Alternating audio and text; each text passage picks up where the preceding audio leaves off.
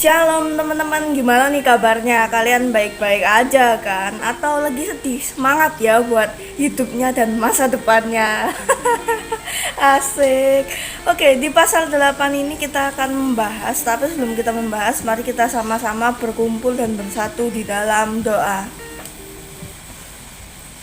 Tuhan Yang Maha Esa, terima kasih, puji syukur kami aturkan ke dalam tangan-Mu Tuhan, dan tiba saatnya hari ini kami ingin membaca sedikit dari firman-Mu. Biarlah firman-Mu ini dapat bekerja dan dapat kami terapkan dalam kehidupan kami sehari-hari. Haleluya, amin. Di pasal 8 ini sebenarnya Tuhan Yesus tuh ingin memberikan atau menunjukkan mujizat dan apa yang dia bisa lakukan untuk kita gitu. Seperti menyembuhkan orang, membangkitkan orang mati, menyembuhkan orang kusta, menyembuhkan orang yang lumpuh jadi berjalan dan sebagainya macam gitu loh. Kalau Tuhan bisa kayak gitu, biasanya orang Kristen itu nyebutnya tuh sebagai Jehovah Rafa, yang artinya itu Allah sang penyembuh atau Allah penyembuh dan sebagainya macam. Penyembuh yang aku mau kasih tahu ke kalian ini bukanlah hanya sebatas penyembuh secara fisik, namun ia juga penyembuh secara sakit, secara mental, secara hati dan sebagainya macam.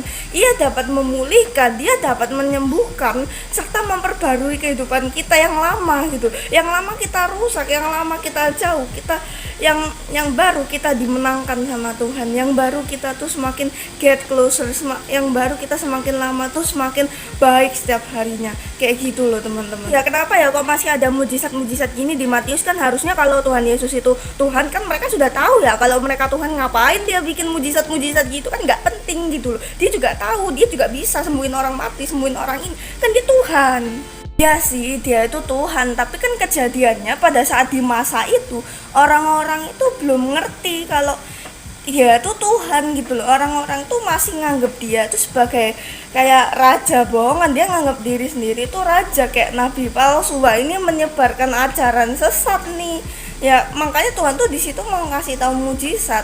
Misalnya nih kalian bertanya sama mujizat yang memang terjadi di saat-saat ini, kenapa kok mujizat itu terjadi? Ya jawabannya sebenarnya ada satu hal yang ingin Tuhan itu bilang, yang terletak di pasal 8 ayat 10b, yang berkata, "Aku berkata kepadamu, sesungguhnya iman sebesar ini tidak pernah aku jumpai di seorang pun di Israel."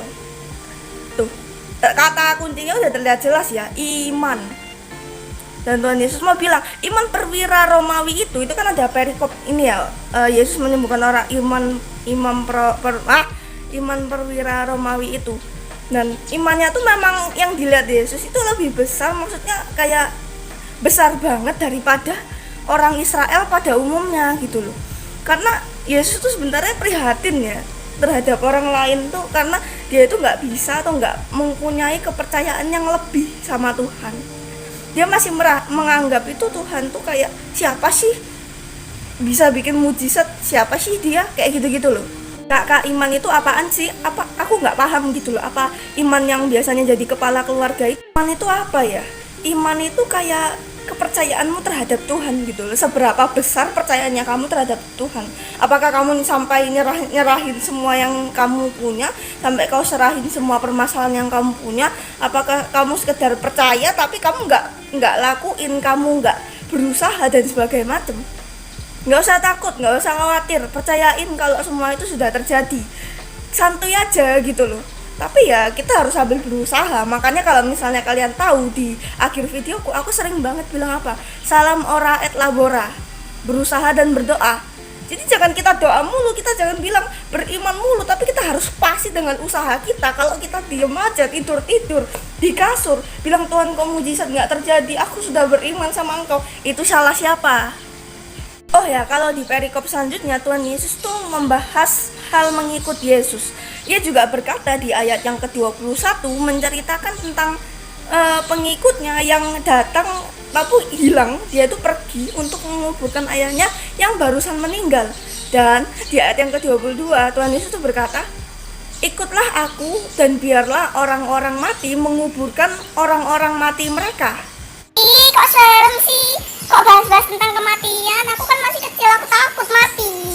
Nggak apa-apa dong, harusnya pengikut tersebut diem, dia nguburin ayahnya dulu, kan ayahnya meninggal. Itu kan kayak seperti bukti penghormatan terakhir dia kan. Nggak apa-apa lah.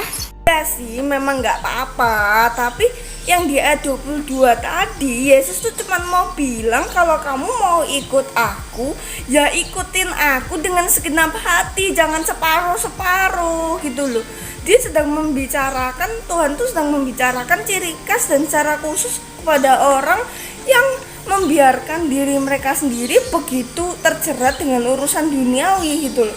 Mereka tuh kayak masih ibaratnya kalau kayak gitu kan kejadiannya kayak dia percaya masih separuh-separuh gitu loh, nggak benar-benar ikut Tuhan gitu loh. Dia masih mementingkan kebutuhan dan prioritas duniawi mereka, sehingga mereka tuh gigih untuk menunda hal-hal rohani gitu. Dia bilang, Tuhan aku mau ikut kamu, tapi bentar ya, aku mau kuburin orang tuaku dulu. Tuhan bentar ya, aku mau ikut kamu, tapi tolong ekonomiku dulu, tolongi aku. Apakah itu ikut Tuhan secara maksimal dan ikut Tuhan karena memang apa yang diri kita mau karena kerinduan hati kita, atau karena duit, karena berkat? Next kita akan menceritai mengenai hal yang kalian pasti sudah tahu itu loh, yaitu mengenai angin ribut yang diredakan. Asik, diredakan. Kita itu pasti sering banget ya menjadi pengikut Kristus yang ada di Alkitab gitu, yang panik, khawatir kalau kita tuh akan binasa gitu loh. And kita tuh berpikir kalau we're gonna die, help me Lord. Kok Tuhan malah tidur? Hei, tolong aku, berarti Tuhan tidur dong. Seringkali itu kita kayak berkata seperti itu kan. Dan sebenarnya dia itu ada bersamamu, dia itu tetap nolong kamu, dia tetap nemenin kamu, dan dia nggak bakalan buat kamu sampai binasa tuh, sampai jatuh. Lihat tuh, pas angin, pas badai itu jalan, pas ini munting bahasanya apa sih Indonesia, pas dia mau jatuh, pas ini ya ribut banget, Tuhan Yesus tidur kan. Terus Tuhan Yesus tuh bilang apa? Tuhan akhirnya bangun dan dia benar-benar nggak tidur kan. Dia tetap nemenin kita, dia tetap ada di samping kita.